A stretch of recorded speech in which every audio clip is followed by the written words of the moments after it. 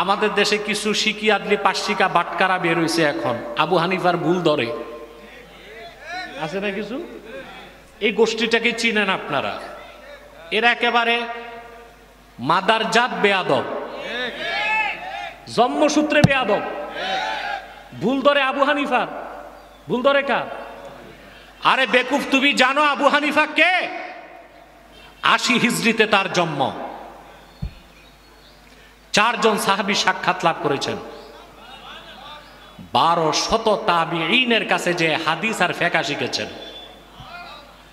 কোরআন হাদিস থেকে সারা জীবনে 81,000 মাসালা ইস্তেমবাদ করছেন। ব্যবসার টাকা দিয়া 20,000 মানুষকে ফকিহুল উম্মত বানাই দিয়েছেন। তার নাম আবু হানিফা।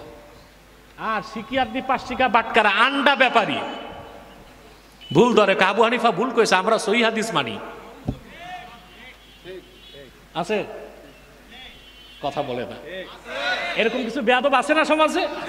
বলে আবু হানিফা হাদিস বুঝে না, আমরা সহিহ হাদিস মানি। খোঁজ নিলে দেখা যায় আন্ডা ব্যাপারী, ডিম বিক্রি করে। কি বিক্রি করে? ইমাম আজম হচ্ছেন সেই ব্যক্তি যিনি ইমাম বুখারীর দাদা ওস্তাদ, আহমদ বিন হাম্বলেরও ওস্তাদ, দাদা ওস্তাদ, ইমাম শাফির দাদা ওস্তাদ।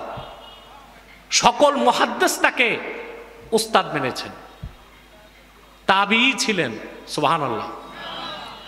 আমরা ব্যক্তি আবু হানিফার পূজা করি না, কোরআন হাদিস থেকে তিনি যে ব্যাখ্যা দিয়েছেন সেই ব্যাখ্যাটা নেই, ঠিক কিনা? বিশ্ববরণ্য ইমাম আবু হানিফা রাহমাতুল্লাহ ইমানের সংজ্ঞায় বলেছেন, আল ঈমানু হুয়া মুজাররাদু তাসদীকি রাসূলিল্লাহ সাল্লাল্লাহু আলাইহি ওয়াসাল্লাম। শুধুমাত্র আল্লাহর আখিরি নবী, আল্লাহর রাসূল, আল্লাহর হাবিব মুহাম্মদ সাল্লাল্লাহু আলাইহি ওয়াসাল্লামের রিসালাতকে বিশ্বাস করার নাম হলো ঈমান। সুবহানাল্লাহ। আপনাদের তো খটকা লেগে যাবে না বুঝলে।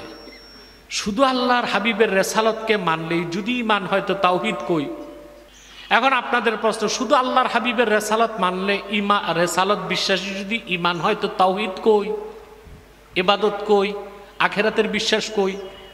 কবর আযাবের বিশ্বাস কই? মিজানের পাল্লার কথা কই? এটার ব্যাখ্যা আবার ইমাম আজম দিয়েছেন। আল্লাহর হাবিবের রেসালতকে কিভাবে বিশ্বাস করবেন?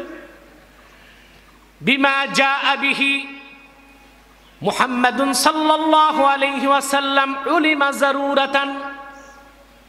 আল্লাহর আখিরি নবী, নবীগণের মাথার তাজ আমার নূর নবীজি মুহাম্মদ সাল্লাল্লাহু আলাইহি ওয়াসাল্লাম ১৫০০ বছর আগে আল্লাহর পক্ষ থেকে যা কিছু এনেছেন, যা কিছু বলেছেন, তার সবটুকুন বিনা প্রশ্নে বিশ্বাস করার নাম ঈমান।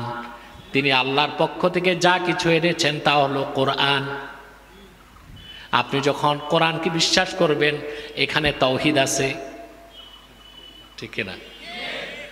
আখিরাতের কথা আছে, ইবাদতের কথা আছে, সালাতের কথা আছে।